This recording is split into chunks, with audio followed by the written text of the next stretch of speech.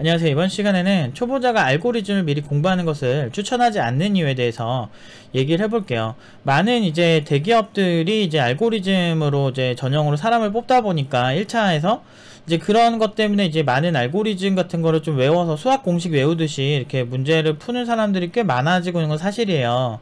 그리고 이제 사람들 사이에서 네카라쿠베 당토 이런 그 기업들이 많이 선호받는 것도 사실이죠. 그리고 좋은 회사들이에요. 실제로 많이 좋은 회사들인데 이제 제가 이제 불편했던 거는 그런 것들이죠. 그들만 좋다고 생각하는데 사실 네카라쿠베 당토도 다 스타트업이고 그렇기 때문에 꼭 그런 건 아닌데 이제 좋은 스타트업들도 너무 많고 그런 철학 있고 진짜 멋진 대표님들도 너무 많았거든. 나는 보면서 내가 진짜 정말 많이 배운 분들 많았고 정말 그 사회에서 대표님들은 웬만하면 최상위권 엘리트예요. 여러분들이 무시할 조소기업이라고 무시할 만한 스타트업 대표들은 그렇게 흔하지 않거든. 대부분 괜찮아. 근데 이제 그 소위 이제 조소기업이라는 데를 욕하는 경우는 진짜 이상한 회사를 골라간 거겠죠. 왜? 거기서밖에 안 뽑아줬겠지. 누가 봐도 괜찮은 스타트업들은 사실 좀 까다롭게 뽑기도 하고 그래요. 그리고 연봉도 그렇게 인색하게 주지도 않고 물론 이제 여러분들이 너무 흐리멍텅하고 뭔가 되게 누가 봐도 이렇게 되게 아쉬운 실력이거나 뭐 아쉽게 행동을 한다면 그쪽에서는 막 500 줄 거 막 300밖에 안 줄 수도 있겠죠. 근데 이거는 진짜 하기 나름이에요. 근데 어쨌든 실력이 있으면 그런 확률을 확 줄여주니까 되게 제가 항상 실력을 강조하는 건데 이제 제가 좀 안타까운 게 이 알고리즘이라는 거나 이런 것들 뭐 자료구조도 마찬가지고 이제 뭐 여러 가지들이 있어요. 일반적으로 좀 약간 이론적으로 좀 수업을 하고 실습을 하는 그런 것들이 있어요. 전공자들 같은 경우는 알고리즘이라는 수업이 따로 있지는 않은데 그 알고리즘이 사실은 기업 전형에서만 주로 쓰지 않나? 대학교에서는 알고리즘 수업을 따로 하나? 제가 다닌 학교들은 따로 없었고요. 보통 이런 거 많이 했어요. 그러니까 C 언어 수업 하다가 중간에 솔트가 하나 나온 거야. 그래서 정렬 한번 해보고 정렬 뭐 버블 솔트 뭐 셀렉션 솔트 막 이런 것도 좀 해보면서 그냥 맛배기 하는 수준으로 전공에선 주로 했고요.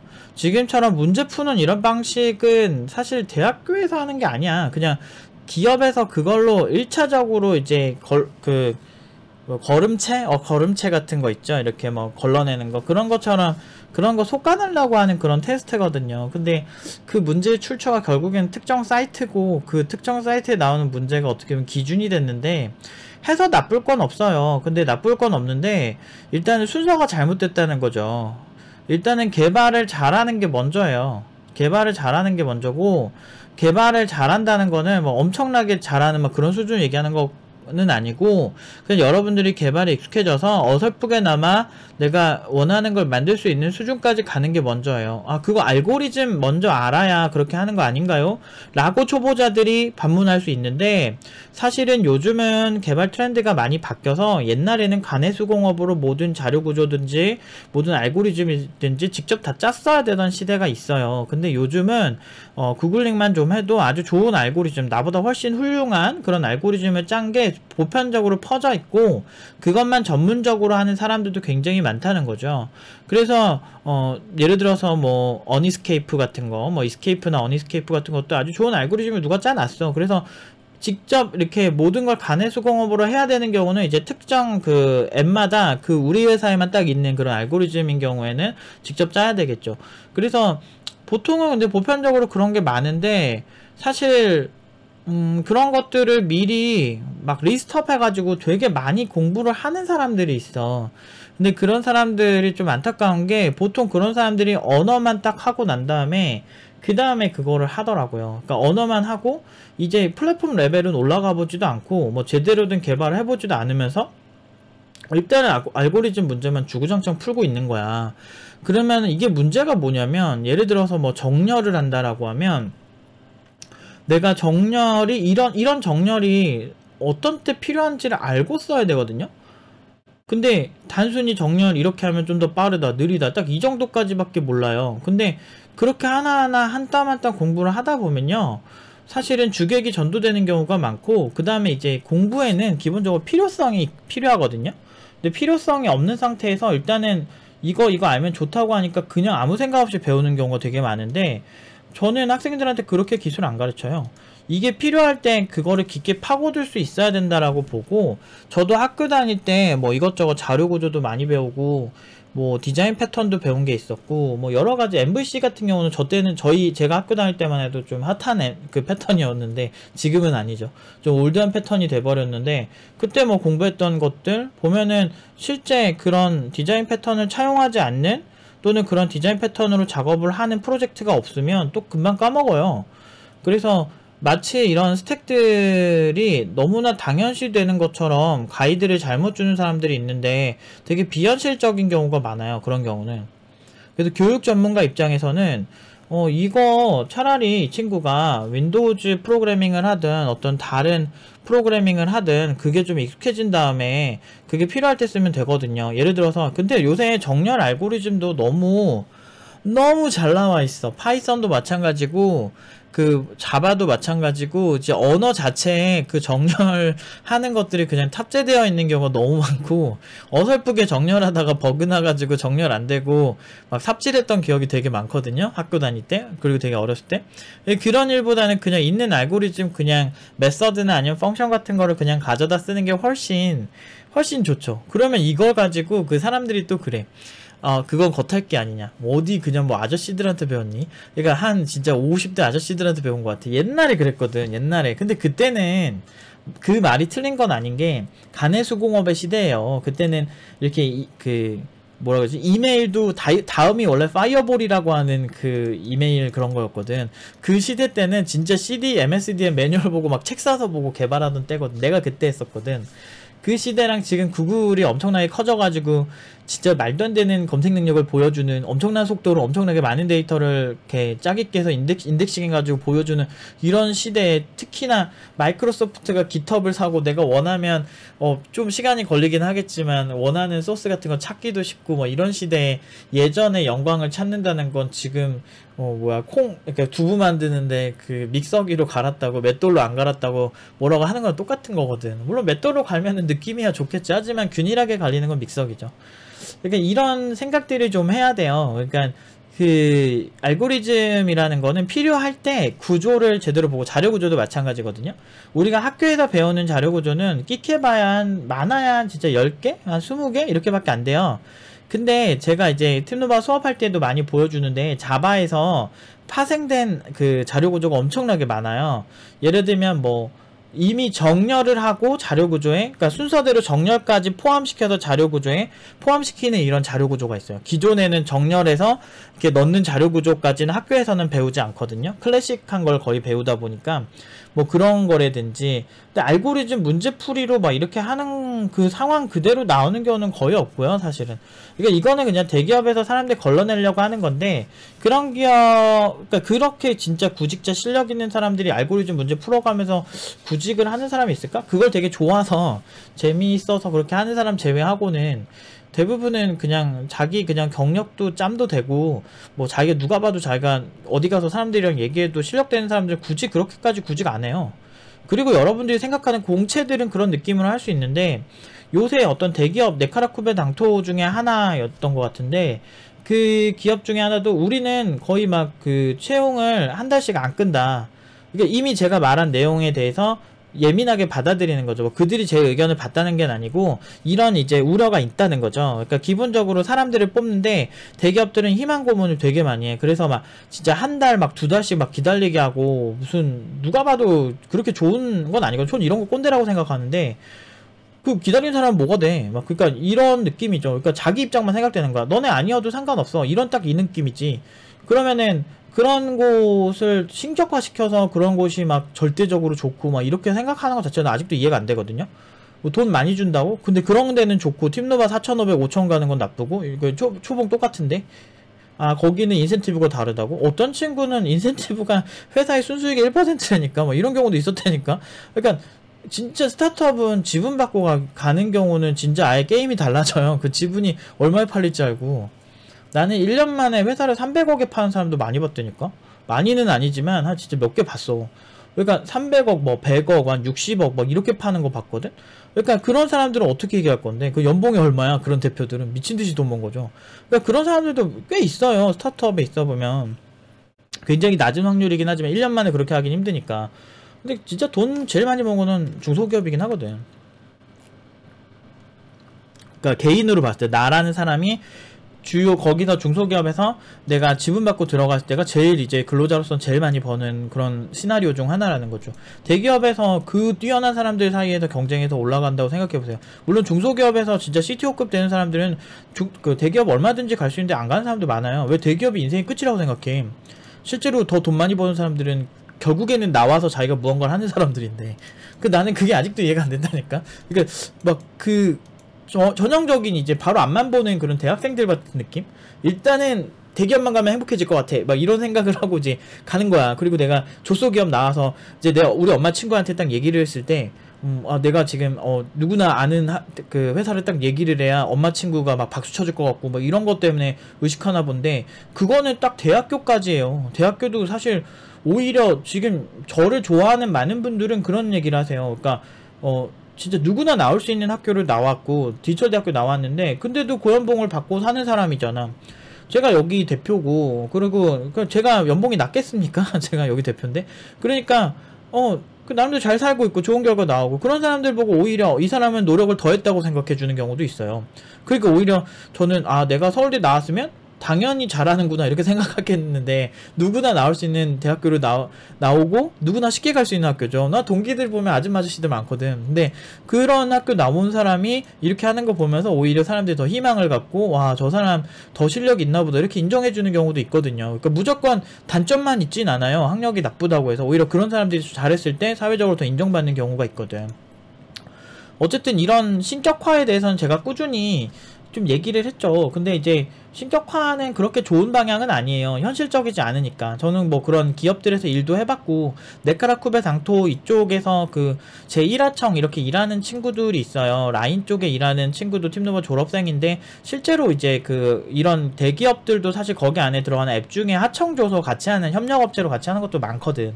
그래서 사실 그렇게 신격화할 정도까지는 아니다, 이런 얘기를 하고 싶고요.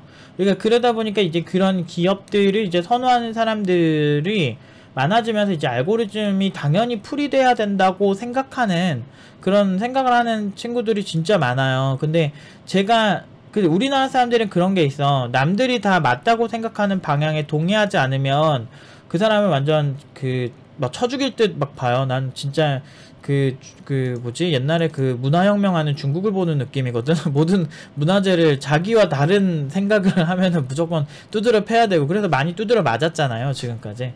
미친듯이 맞고, 이렇게 잘못한 게 없지만, 잘못이라면 고연봉에 중소기업 보냈다는 거? 근데, 자기들이 생각하기엔 중소기업은 조소기업이어야만 하는데, 그게 아닌 거야. 노프팀장 얘기 들어보니까 너무 존중을 잘해주는 대표님들도 많고, 심지어 그 근로자에게 정당한 이런 배분도 할 수 있고, 되게 그렇게 날 존중해주는 이런 조소기업이 있으면 안 되거든, 그 사람들 논리에는. 왜냐면 자기네들 입장에선 다 무조건 네카라쿠베 당토여야만 하거든. 근데 그 기업들도 정말 좋은 기업들이지. 하지만 그 기업들만 좋은 게 아니라고. 그러니까 이런 얘기를 하는데 인정하고 싶지 않은 거죠. 그러니까 우물 안에 있으면은 원래 남의 얘기 잘 인정 안 해요. 그러니까 이 우물 안에 있는 모든 생물이 전부고 내가 여기서 짱인데, 내가 이곳을 나가면 나보다 더 센 사람이 있다는 거를 인정하고 싶겠어요? 내가 여기서는 내가 제일 멋진 사람인데. 그런 게 있어요, 사람이라는 건. 그러니까 내가 속해 있는 집단이 어디인지에 따라서 그 사람의 정체성이 달라질 수 있고, 그렇기 때문에 저는 항상 어떤 집단에 있는가에 집중하기보다는 내가 어디로 항상 이동할 수 있게, 어디든 이동할 수 있게 상황을 만들어 놓는 게 중요하다고 생각하는데, 알고리즘을 공부하는 최적의 시기는요, 이런 어떤 상황이 주어졌어요. 그 문제를 해결하기 위해서 기존에 어떤 알고리즘이 많이 있었나, 또는 이게 역사적으로 어떤 알고리즘을 이런 문제를 해결했나를 찾아볼 때 제일 학습 효과가 높거든요. 그렇기 때문에 예를 들면 인공지능에서 요새 이제 학생들이 인공지능 작품을 준비할 때 많이 이렇게 공부를 하는 것들이 뭐 여러가지 기술들이 있어요. 뭐 CNN, RNN, 무슨 겟 모델부터 해가지고, 겟 모델도 정말 다양한 모델들이 존재하고, 그리고 인공지능에 따라서 뭐 정형 데이터를 가지고 하냐 아니면 비정형 데이터를 가지고 하냐에 따라서 학습도 또 완전 방향도 다르고, 뭐 데이터 사전을 어떻게 만드는지에 따라서 또 어떤 뭐 가짜뉴스 탐지라든지 뭐 이런 것들을 했을 때 결과가 또 달라지거든요. 그렇기 때문에 근데 이런 모델들을 만드는 사람들이 있잖아요. 그런 어떤 그런 거를 최초에 제시한 사람들의 뿌리부터, 그리고 이런 걸 받아들여서 업데이트를 해서 자기식대로 재해석을 한 알고리즘들이, 갯 모델만 해도 막 수십 개로 쫙 나뉘어지거든요. 그 각각의 모델마다. 그래서 이제 그런 알고리즘들을 하나하나 특징점이나 이제 벤치마크한 자료들이 있어요. 그런 것들을 좀 보면서 얘는 이런 식으로 알고리즘을 풀이했네, 얘는 이런 식으로 알고리즘을 풀이했네, 이런 식으로 내가 그 필요한 기능을 만들 때 그런 역사적으로 공부할 수 있는 시간, 또는 그런 역사적으로 공부하는 과정들을 가지고 가는 게 훨씬 똑똑하고 세련된 접근이다 라고 말하고 싶은 거죠. 그래서 이렇게 문제를 그때그때 즉석 떡볶이 마냥 필요할 때 특정 알고리즘을 공부하기 시작하면 필요성이 대두되면서 어떻게 된다? 기억 속에 잘 남는다. 그렇기 때문에 이제 면접에 가서도 면접을 잘 볼 수밖에 없는 게 이 알고리즘 그냥 겉핥기로 한 거 아니에요, 이렇게 의심을 다 한단 말이에요. 겉핥기로 한 것처럼. 대부분의 면접은 의심이에요. 이 사람이 진짜 이 정도 역량이 되는 사람인가, 이게 물어본단 말이야. 실제로 그걸 해본 사람들이 물어봤을 때 팀노바 팀원들 같은 경우는 보통은 이 친구가 진짜 이 실무를 했구나, 했어야만 이 대답을 할 수 있구나 싶은 대답들을 하니까 그렇게 고연봉으로 많이 붙는 거예요. 그렇기 때문에 필요성이 있을 때 특정 기술을 공부시키는 그런 것들이 훨씬 좋다는 거죠. 인공지능만 해도요, 알고리즘이 수백 가지, 수천 가지예요. 지금도 많은 대학에서 연구되어지고 있고요. 그렇기 때문에 대학에서 일시적으로 배우는 수준은 가지고는 할 수도 없을 뿐더러, 자바만 하더라도 제가 API 하나 보여드릴게요. 우리가 일반적으로 개발할 때 많이 쓰는 게 리스트라는 게 있거든요. 근데 이게 또 밑에 보면은 여러 가지로 변형이 되었어요. 뭐 abstract 리스트, 뭐 abstract, 뭐 sequential 리스트, 뭐 array 리스트, attribute 리스트, 뭐 copy or write array 리스트, linked 리스트, 이거는 좀 클래식이죠. 그래서 롤 리스트, 뭐 이런 식으로 스택 벡터 해가지고 이 리스트와 관련된 여러 가지 파생된 거를 보여주고 있어요. 보통 저는 array 리스트를 많이 사용을 하고 학생들한테도 알려주는데, 이거를 여기까지만 알려주면 사실은 아쉬울 때가 있어요. 왜냐하면 더 깊게 들어가 보면요, 정말 다양한 리스트들이 존재하거든요. 사실 우리가 학교 다닐 때 많이 배우는 건 리스트예요. 이게 이제 기본으로 배우는 거지만 그 깊이 있게 들어간다는 거죠. 저는 사실은 특정 알고리즘을 진짜 인공지능이나 어떤 문제를 해결하는 실제 실무에서 쓰이는 알고리즘 공부하는 걸 제외하고 문제풀이하는 알고리즘을 그렇게 도움이 된다라고 생각하진 않아요. 물론 이제 해서 나쁜 건 아무것도 없는데 중요도가 낮다고 생각을 하는 거죠. 물론 구글도 그런 식으로 전형을 만들고 하는 경우는 있지만, 제가 봤을 때 구글이나 페이스북 같은 곳들의 전형은 그거 이상으로 그 사람에 대해서 굉장히 집중하고 심층적으로 인터뷰를 하는 것도 상당하다고 생각하거든요. 우리나라가 약간 실리콘밸리 문화를 이상하게 가져오는 경우가 있어요. 예를 들어서 넷플릭스 문화는 우리나라에서 차용을 하기가 힘들거든요. 하위 20%는 매년 그냥 해고해버려요. 근데 넷플릭스 잘 나가잖아. 이런 문화 같은 거는 우리나라에서는 법적으로도 힘들 뿐더러 우리나라 정서상으로도 힘들어요. 잘리기만 하면 다 피해자라는데, 사실 그 능력 부족해서 잘릴 수도 있는 거거든요. 그러니까 그래야 그 회사가 먹고 사니까. 근데 사실 구글은 그런 느낌은 아니겠지만 그래도 굉장히 냉정할 거예요. 미국은 해고가 자유로운 나라니까. 그래서 이러니까 더 인재들이 몸값이 더 뛸 수밖에 없거든요. 그런 곳일수록 근로자도 되게 냉정하게 할 수 있거든.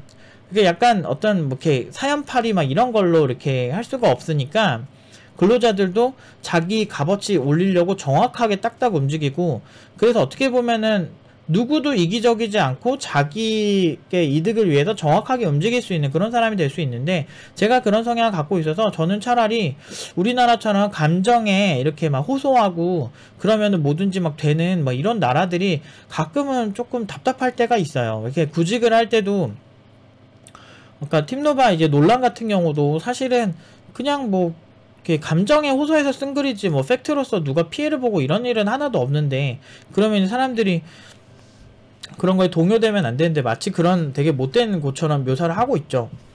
그게 먹혀요. 그래서 글빨이 더 중요한 시대가 돼버린 거죠, 한국에선. 그러다 보면은 이제 그 진짜 실력 있는 개발자들을 출연한다거나 이런 거 할 때 이제 보여지는 되게 아쉬운 모습들이 좀 있어요. 어쨌든 제가 이렇게 이런 것들을 이제 언급을 하면서 제가 얘기하고 싶은 건 정말 다양한 니즈에 따라서 이렇게 자료구조 하나도 많이 바뀌어요. 알고리즘 문제풀이는 저는 개인적으로는 그렇게 추천하는 건 아니고요. 아무리 대기업을 가고 싶어도 다른 루트로 가는 방법들도 사실 상당히 많거든요. 결국엔 대기업마다 팀이 되게 많고요. 그 팀의 팀장이 그냥 마음에 들면은 사실은 여러가지 전형들, 그 팀장이 그 책임진다고 하고 그냥 들어가는 경우도 많이 봤어, 나는. 여러분들이 생각하는 루트만 있는 게 아니거든요. 왜 세상에 공채만 있다고 생각해? 제가 옛날에 어떤 회사에 공채 한 200명 200명이 아니고, 아까 한 10명? 10명 가까이 이제 TO가 나고 한 200명 정도 지원을 했을 때 이제 면접 이력서 검토 같이 해준 적이 있어요. 중소기업이었는데 조금 이름 있는 기업이라서. 그래서 이제 거기서 이렇게 있는데, 난 이해가 안 되는 게 이 회사가 상시 모집을 거의 매번 했거든? 그때는 안 오던 이력서가 공채 모집한다니까 미친 듯이 오는 거야. 그래서 왜 공채 집착하지? 여기 상시 모집인데.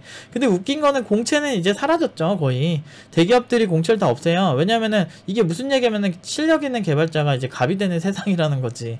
그러니까 실력 있는 개발자가 언제든 오시면 모시겠습니다, 이런 세상이 된 거거든. 요건 이제 다음 영상에서 이제 얘기를 좀 하고요.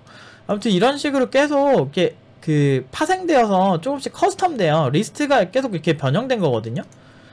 copy on write array list 이렇게 보면 이거에 대한 일의 필요성에 대해서 이렇게 얘기를 하고, 물론 이제 그러니까 되게 친절하게 써있진 않거든요. 친절하게 써있진 않지만 그래도 이제 좀 이게 좀 영어지만, 제가 학생 중에 이제 실리콘밸리에 계신 분도 있고 이제 그 팀노바에 이제 이런 거를 되게 좋게 봐주시고, 지금 미국에 계신 분들이 3명이 있어요. 한 분은 텍사스에 계시고, 한 분은 그 전에 실리콘밸리에 있다가 이제 텍사스로 가셨는데, 지금 텍사스 완전 핫해지고 있죠. 테슬라가 텍사스로 이전하기 시작하면서 텍사스가 또 그 세금 혜택이 되게 많아서 IT 업체들이 이전하기 딱 좋다 그러더라고요. 그래서 맞아, 제2의 실리콘밸리가 되지 않을까 이런 생각도 들긴 하는데, 어쨌든 거기 이제 있으신 분들이 이제 팀노바를 선택을 할 때 뭐 어떤 여러 가지가 있었지만, 팀노바에서 보여진 아웃풋도 있고, 그리고 팀노바가 훨씬 경제적이라는 거죠, 그 미국에 있는 것보다.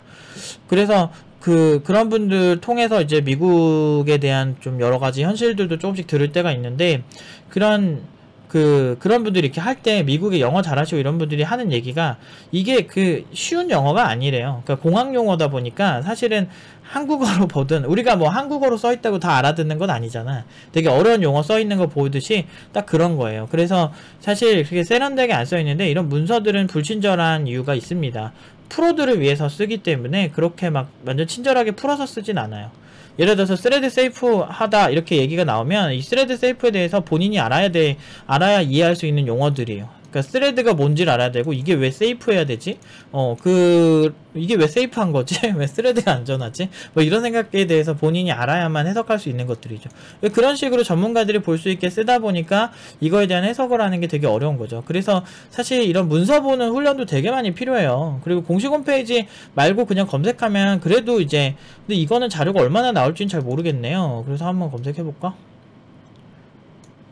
검색해보면 그래도 많이 언급이 되고 있네요. 한국 자료도 꽤 많네요. 그래서 이런 걸 도움을 얻어서, 이런 여러가지 자료 도움을 얻어서 뭐 보셔도 되겠는데, 사실은 이제 가장 디테일하고 정확하게 적혀있는 건 사실 이런 문서들이긴 해요. 공식 문서들. 그래서 이런 걸 보는 훈련을 장기적으로든 해야 돼요. 왜냐면 구글링에도 안 나오는 자료들이 있거든요. 지금은 보편적인 기술이 되었어요, 레디스가. 근데 제가 7년 전에 1기들 또 2기들 막 가르칠 때, 제가 레디스를 언급했을 때 자코리아에 검색을 해봤는데 한 건인가 밖에 안 나왔어요. 그러니까 그 기술을 쓰는 곳이 거의 없었던 거지. 그래서 내가 얘들한테 그랬지, 이거 지금 대세될 거야. 내가 계속 그 얘기를 했었거든요. 근데 이제 그 얘기 들을 때 사람들이 갸우뚱했지. 근데 지금 수요 한번 보여드릴게요. 지금 자코리아거든요. 이게 자코리아에서 이거 레디스를 치면 지금 몇 개 정도 나오냐? 어마어마하게 나오죠. 이게 395건 정도 나오네요. 395건 정도가 이제 기본적으로 나온다. 그래서 지금 수요가 굉장히 많이 늘었죠. 그래서 그 당시로 치면은 400%가 아닌데 4배가 아니잖아. 그 400배? 400배지. 그러니까 거의 그때 한 건인가 있었는데 5년 만에 수요가 확 늘었죠. 그리고 실제로 저도 많이 쓰고 이제 팀노바 팀원들도 많이 쓰고 이제 로드 밸런싱 같은 거 할 때도 많이 쓰기도 해요. 그러니까 채팅 서버 같은 거 로드 밸런싱하고 이제 그 데이터를 막 이렇게 분산 서버 한 다음에 서로 이제 연결해 줄 때 좀 쓰기 참 좋거든요.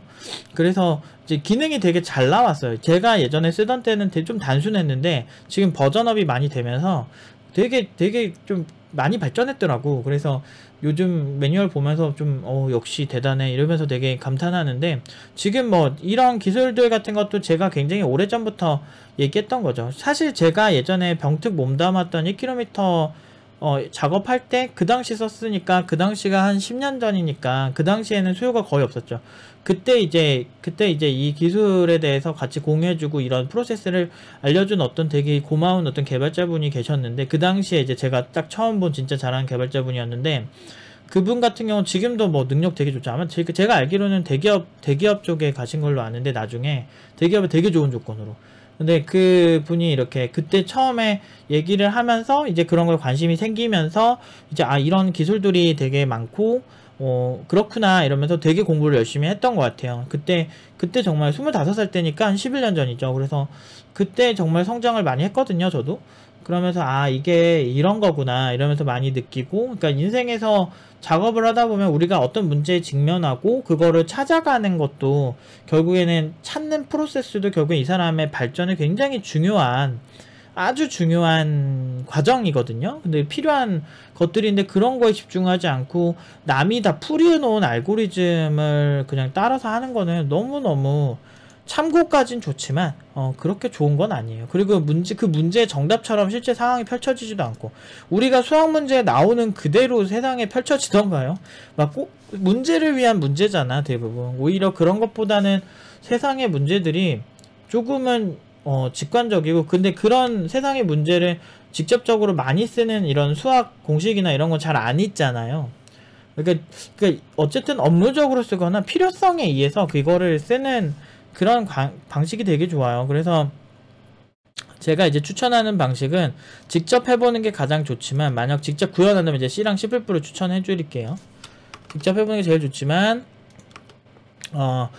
메모리를 가상머신이 관리해주는 언어 코드들보다 좀 더 직관적이고 세부적인 이런 언어인 C랑 C++, 요 언어로 공부해보시는 걸 조금 추천을 드려요. 그러니까 자료구조 같은 거 공부하시거나 알고리즘 같은 거 공부하시잖아요. 그러니까 그 정렬 알고리즘이나 이런 거는 학교에서도 많이 하거든요. 근데 근데 굳이 요즘은 정렬도 너무 훌륭하게 잘 돼 있는데, 내가 자바에서 찾아서 보여줄게. 이게 지금 copy on array 라이트 어레이 리스트거든요. 여기 보면 솔트가 있어요. 그래서 솔트가 아예 딱 돼 있고요. 그 컴퍼레이러라고 하는 이제 클래스를 한번 보고 봐야 되죠. 그래서 이 컴퍼레이러라고 하는 걸 이렇게 샬라샬라 된 거를 여러분들 다 읽어보셔야 돼요. 읽고 어떤 의미인지 아셔야 이제 좀 더 정확하게 쓰겠죠. 그래서 이거와 관련된 여러 가지 아주 좋은 기능들이 너무 많아. 정렬이 필요해서. 그래서 이렇게 일일이 다 하는 시대, 제가 예전에도 얘기했죠. 1차 생산자와 2차 생산자의 시대로 나뉘어야 된다. 너무 광범위해졌다. 옛날처럼 프로젝트가 작은 시절이 아니고 이제는 어마어마한 프레임워크들이, 아니 웹 프로젝트 하나라는데 뭐 프레임워크만 진짜 크고 작은 거 다 합치면 한 진짜 7, 8개 써야 되는 이런 시대에 무슨 하나하나 간해수공업을 하고 있냐, 이런 느낌도 있죠. 물론 이제 이런 디테일한 것도 잘할 수 있으면 좋은데, 좋죠. 근데 초보자한테 절대 추천하지 않는다는 거죠. 경력자나 좀 많이 해본 사람들은 깊게 파고들어도 기존에 하던 뿌리가 있기 때문에 괜찮은데, 이제 경력이 없고 그런 초보자들이 이런 거에만 집중하다가 결국에는 개발 못하고 나중에 팀노바 찾아오는 경우가 많아요. 지금은 꽤나 잘하고 있는 친구인데, 지금 아까 왜 이런 친구들이 2년 동안 망했을까 하는 친구가 있어요. 그 친구는 이런 거에 막 집중하고 주변에 좀 개발자들 글 같은 거 잘못 보고 막 문제 생겨가지고 국비전 갔다가 안 돼가지고 독학도 1년 하다가 안 돼가지고 최종에 나는 개발 너무 잘하고 싶은데, 그러니까 찾다 팀노바 왔는데 지금은 오지게 잘하죠. 지금 개발 되게 잘해요. 집중력도 좋고. 그런데 그런 친구들 같은 경우가 이런 방향성이 잘못되고 이런 거에만 집중하다가 이제 안 된 케이스죠. 그러니까 결국엔 사람들이 자기가 한 말에 책임을 질 줄 알아야 되는데, 근데 사실 커뮤니티에 글 쓴 사람이 뭔가 책임을 져야 될 의무는 없지. 그걸 보고서 믿어버리는 사람이 문제인 거지. 사실은 세상이 그래요. 그러니까 이런 세상 속에서 정말 정보는 널리고 널렸는데 그게 이제 맞냐 틀리냐는 정말 다른 문제거든. 근데 저는 그래서 제가 결과에 항상 집중을 하는 건데, 결과가 일단 좋으면 그 과정들이 나름대로 일리가 있었다 이렇게 해석이 될 수가 있는데, 결과가 개똥인데 그런 사람들 얘기를 듣는 게 의미가 있냐 이거죠. 근데 일반 초보자들은 그 보통 커뮤니티를 많이 보고 그러는데, 사실 커뮤니티에 있는 개발자들이 모두 자기 신분이 노출된 건 아니잖아요. 그리고 어떤 사람이 하는지도 전혀 모르는 상황에서 막 그런 얘기들을 너무 그냥 믿어버리면 저희같이 억울한 피해자가 나올 수도 있는 문제인 거죠. 그러니까 아무튼 되게 위험한 거예요. 그래서 남들이 다 한다고 그냥 하지 마시고, 왜 이게 필요한지에 대한 질문이 있으시면 여러분들은 좀 더 높은 수준으로 쉽게 갈 수 있지 않을까. 정말 항상 안타까운 것들이에요. 일단 개발을 하세요. 뭐든 만들어 보세요. 어떤 목표를 너무 헤비하게 만들지 말고 적당히 어떤 거를 만들겠다라고 내가 할 수 있는 선에서 조금 어려운 수준 정도로 만들어 보고, 작품을 만들고 난 다음에 그때 필요할 때 하나씩 역순으로 알고리즘을 붙이는 방식이 훨씬 좋아요. 그리고 이게 왜 이렇게 동작하는지 보는 게 훨씬 좋고요. 이제는 시대가 많이 바뀌었어요. 여러분들이 그런 얘기를 하게 된 개발자들이 보통은 나이 많은 개발자들일 텐데 40대 50대겠죠 지금. 그 시대는 그렇게 개발하는 게 맞았으나, 옛날에 윈32 API 개발하고 그럴 때는 그게 맞았어요. 그때는 그랬지만 지금은 시대가 많이 달라졌고, 올드한 개발자들이 그런 되게 예전의 방식 막 그런 거 있잖아. 할아버지 할머니들이 우리 것이 좋은 것이야 신토부리 막 이런 거 옛날에 90년대 감성으로 그런 얘기하면 요즘은 안 먹혀요. 왜냐면 실리콘밸리에서 나온 기술도 빨리빨리 쓸 수 있고, 요즘 학생들 얼마나 금방금방 영어도 하고 막 그런 친구도 얼마나 많은데, 그러니까 새로운 기술 금방금방 적용해서 지금 실리콘밸리에서도 핫해가지고 이제 막 서로 이제 각광받는 걸 바로바로 쓰는 시대가 됐는데, 예전처럼 하면 안 되죠. 그리고 그런 얘기를 하는 사람들이 보통은 어떤 결과로 살고 있는지를 먼저 보시는 게 되게 좋아요. 진짜 미친듯이 공부를 많이 해서 잘 되는 사람도 있기는 한데, 그런 되게 외골수적이고 약간 예전의 방식대로 사는 사람 중에 그런 사람들도 있는 건 사실인데요.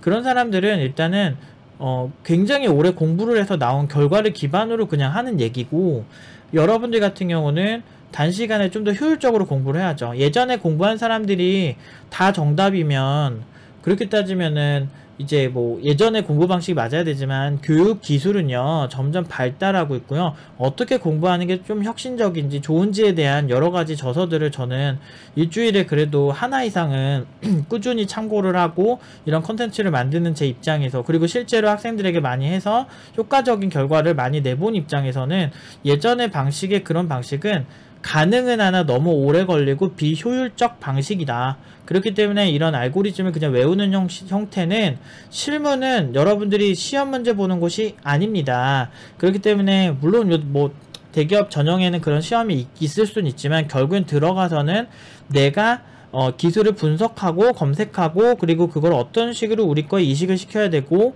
그런 게 되게 중요한 시대가 돼버렸어요.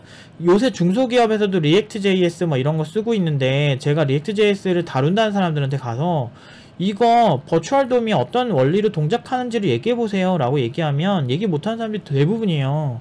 그러니까 사실 그 웹브라우저에 대해서 되게 잘 알아야 되거든. 근데 이런 것보다 뭐 알고리즘 이런 것만 더 보면 결국엔 진짜 중요한 내가 짠 알고리즘이나 내가 차용한 이런 플랫폼이 가진 특성에 맞게 개발을 못할 수도 있거든요. 그러면은 설계에 문제가 생길 수밖에 없죠. 그러니까 그 정도 수준이면은 결국에는 열심히 하고 고생만 하고 뼈 빠지게 고생만 하고 돈도 못 벌고 나올 확률이 높은 거예요. 그러니까 어떤 것이든 근본에서 시작을 해야 되지만, 그 근본이 알고리즘을 달달 외우는 건 절대 아니에요. 그건 수학 문제를 외우는 건 똑같은 건데, 그 진짜 이제 수학에 대해서 많은 수학 고수들이 이런 얘기를 해요. 수학은 뭔가 배우는 것도 있지만 발견하는 것이라는 얘기를 해요. 그리고 실제로 대수학에 시작이 됐던 알고리즘 같은 경우도 우리가 학교에서 배우는 거 외에 다른 공식들도 굉장히 많이 만들어내셨거든요. 근데 그런 분들의 것들을 다 배우는 것도 아니고 학교에서 나오는 일부 그런 딱 시험 보기 위해 일부 시험범위 딱 있는 그런 것만 배워가지고 우리가 실생활에서 얼마나 쓰냐 이거죠. 근데 실제로 공학 수학 같은 거 따로 배우시면 내가 기존에 알던 것보다 플러스 알파로 많이 공부를 하게 돼요. 그러니까 결국에는 실무에서 필요한 거 더 많다라는 거지. 근데 그거를 일일이 다 준비하려면 너무 오래 걸려요. 오히려 공부하기 가장 좋은 환경을 만드는 게 똑똑한 거지. 그럼 가장 좋은 환경은 뭘까? 필요성이 명확할 때요. 내가 지금 무언가를 해야 돼. 내가 지금 해야 되는데, 뭐, 인공지능으로, 뭐, 얼굴에서 뭐, 눈알을 뭐 추출해가지고, 눈알을 빨갛게 만들어줘야 돼. 그러면은, 눈알을 빨갛게 만들려면 눈알을 찾아야 되잖아요. 그 눈알을 찾는 알고리즘을 필요해서 찾을 때랑, 그러니까 인식을 위해서 얼굴을 찾는 알고리즘의 모든 리스트, 어디, 유타 대학교에서 뭐가 나왔다더라, 스탠포드에서 어떤 논문이 나왔다더라. 이것저것 필요해서 볼 때는 막 쭉쭉 들어오거든? 뭐 머리가 아프고 막 그럴 수는 있지만 정말 쭉쭉 그 학습이 돼요. 근데 필요 없을 때 그런 걸 막 대충 보라 그러면 아 대충 이렇구나 이렇게 하고서 말거든. 결국에는 언제 필요성이 있냐? 시험 볼 때만 필요성이 있는 거예요. 물론 학사 레벨에서 이런 거 하지도 않아요, 솔직히. 그냥 오픈 CV로 대충 그냥 쓰는 거 하지. 뭐 논문 보고서 막 벤치마크하고 이게 훨씬 효율적이 이런 거 안 하지. 팀노바에선 이런 거 예전에 많이 했어요. 실제로 지금 예전에 그 인터뷰했던 준하씨 지금 1년차 넘으신 분도 예전에 원래 저희가 했던 게 그 문자 인식을 통해서 그 뭐지 뭐라 그랬지 그걸 이렇게 문자를 화면에 문자를 인식하는 이것도 직접 만들려고 한글 박물관도 가고 막 그랬었어요. 문자에 대해서 어떤 형태로 조합형이 되는지도 연구하고 폰트란 무엇인가에 대해서 공부하고 관련 논문들도 쫙 리스트업 해가지고 다 보고 그랬거든. 그게 1년 전 수준이에요. 1년 전이 뭐야? 그분이 공부하실 땐 2년 전이니까. 그러니까 2년 전부터 1년 공부하고 바로 취직해서 나온 건데, 저는 이런 거 갖고 그렇게 막 꼬아서 얘기도 안 하고, 막 비결인 것처럼 얘기도 안 해요. 그냥 너무나 당연한 것들인데, 막상 해보세요. 이게 쉽나. 오히려 알고리즘 문제 풀어가지고 90점, 95점 맞는 게 훨씬 더 심플해 보이고 좋아 보여요. 근데 그런 방식으로 세상에 문제가 나오면 얼마나 좋아. 인생은 실전이에요, 여러분들. 실전은 그렇게 미리 준비가 잘 안 돼요. 그렇기 때문에 적응하는 능력이 더 중요해. 그렇기 때문에 제가 알고리즘부터 보는 이런 것보다 필요성에 의해서 개발하는 거를 더 추천하는 거죠. 그래서 오늘의 제가 하는 얘기의 가장 핵심은 필요성을 만들고 개발을 해라. 그럼 그거 어떻게 해요? 라고 하면은 작품을 만들려고 해보세요. 작품에 필요한 알고리즘이 주요 알고리즘이 있으면 그때 그거에 집중해보세요. 그게 가장 제가 생각했을 때 독학했을 때 가장 효과적이고, 여러분들이 팀노바에 오지 못하더라도 그래도 비교적 그래도 제가 그래도 팀노바 못지않게 이제 좋은 결과를 내는데 아주 중요한 핵심이 될 것 같아요. 그러니까 혼자 이게 되시면은 혼자 공부하셔도 되죠. 근데 만약에 이게 잘 안 된다면 그때 이제 팀노바를 생각해 보셔도 되겠죠. 아무튼 여기까지 해보도록 하겠습니다.